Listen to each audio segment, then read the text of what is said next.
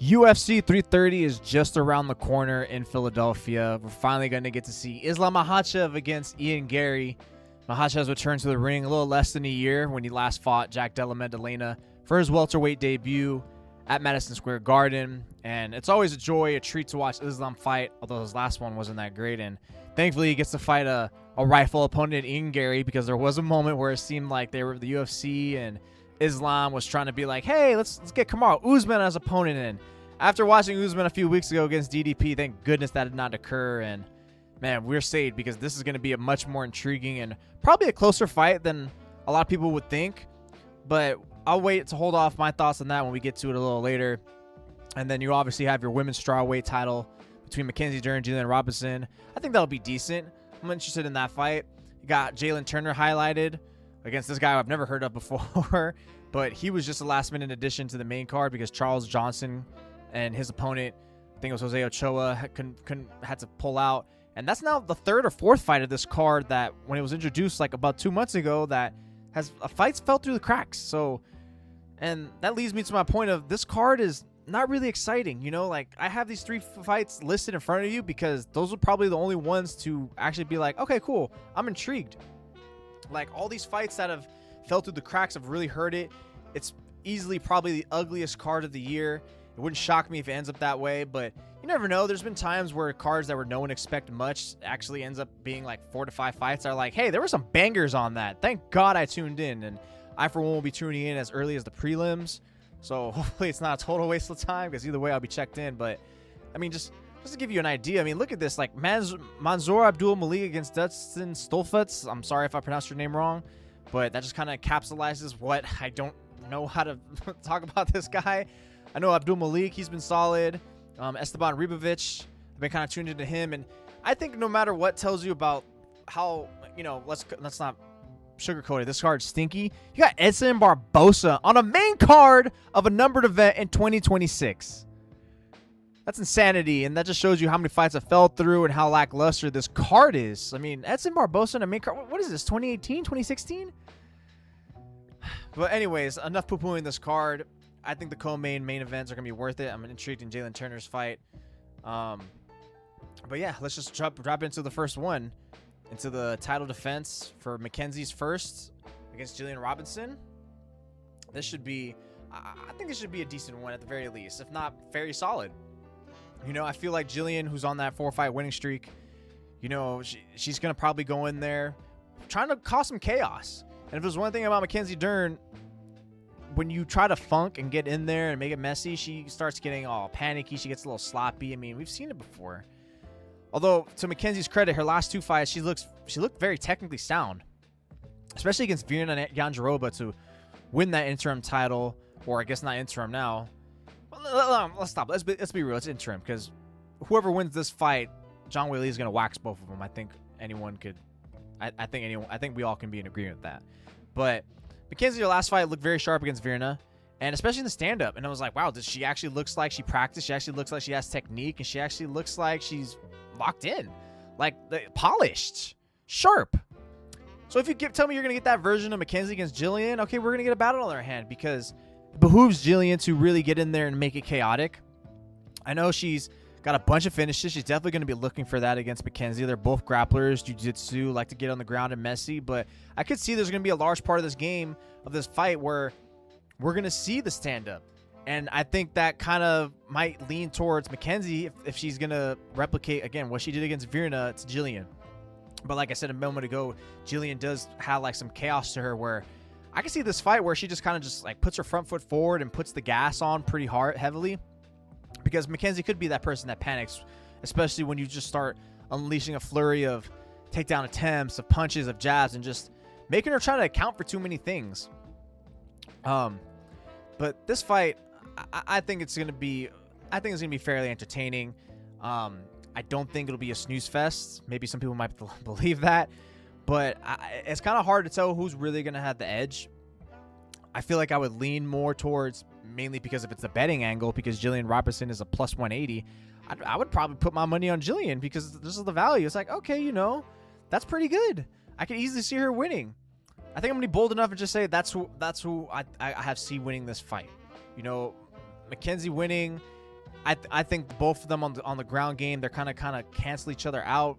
Although Mackenzie should have that edge, I just believe that Gilian's shown that she can make it messy. She's more well-rounded, where it's gonna probably fluster Mackenzie to a degree, and she's gonna capitalize. And maybe it's not gonna be enough for her to get the finish, although that would be crazy because I did hear about that. If she gets a finish this fight, she would own, I think the women's MMA in the UFC of most finishes, eclipsing Amanda Nunes.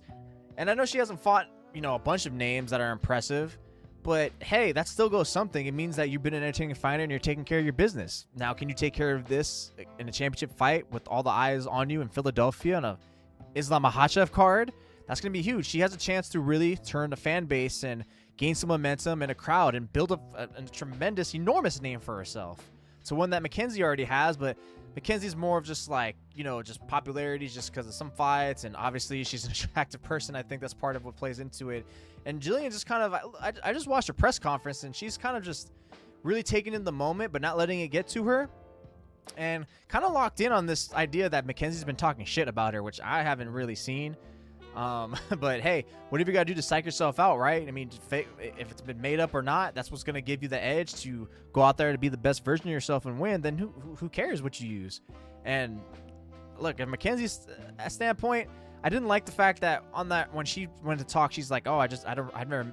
It's one thing to say I never met Gilian, but she ended up saying I don't know anything about her. It wasn't until like this week or the last 10 days she kind of insinuated, and it's like, so you didn't study any of her game? You're not getting in that film study. I know a lot of fighters actually, maybe it's contrary to popular belief, but don't really dig into people's fights like that, or they probably only look the week of. They're kind of more in tune to their own skills, and they're going to impose their own will. But I'm a big believer that if you just study even just a little bit, several days in your opponent, and just have an idea and have a game plan, then it's going to be great.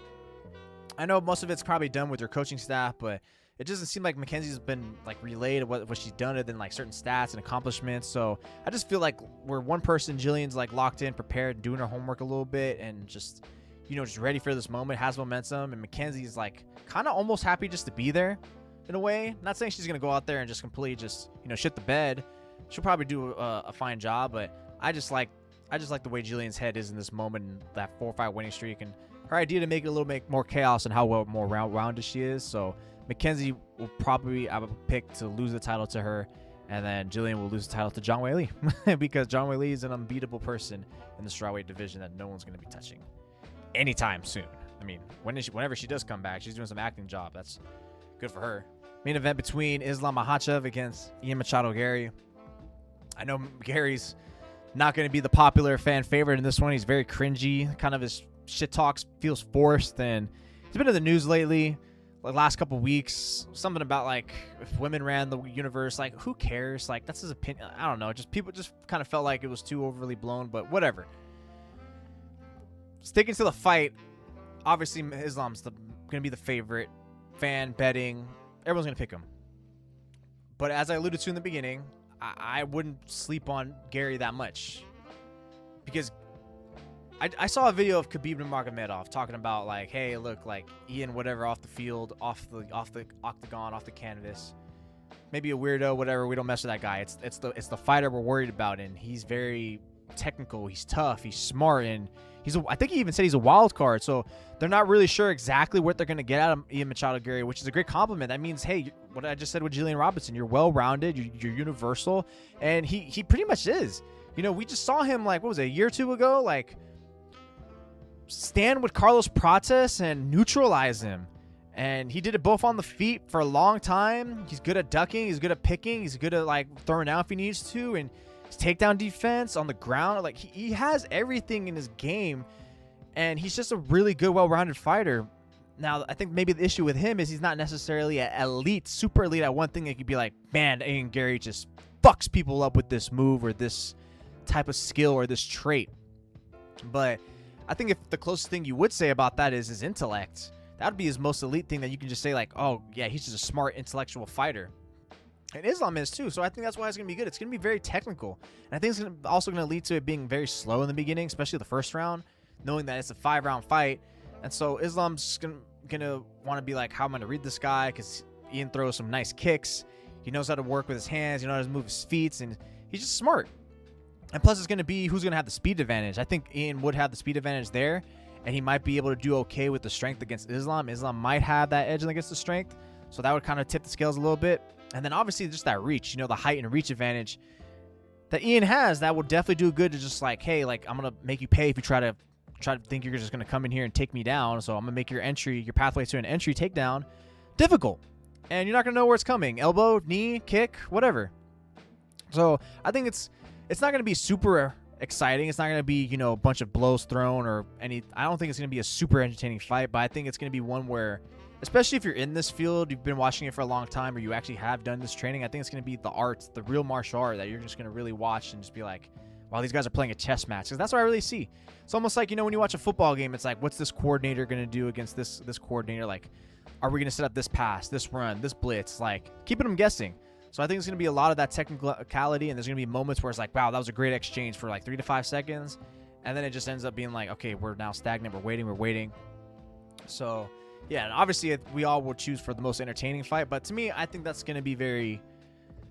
Well, I'll take that. Personally, I'll take that. I like seeing that. I think it'll go a long way in terms of making this a pretty decent fight. And it's going to be better than what we saw Islam against JDM, because that was the worst fight I ever seen Islam in, and it was terrible. It was boring. I was checked out after the second round, and JDM was just not in it. He couldn't do anything to defend a takedown. He couldn't do anything on the ground, and he just looked dejected and just completely obliterated and punked. He did not show up. I do not have that worry with Ian Garry, and I think I would not be super stunned.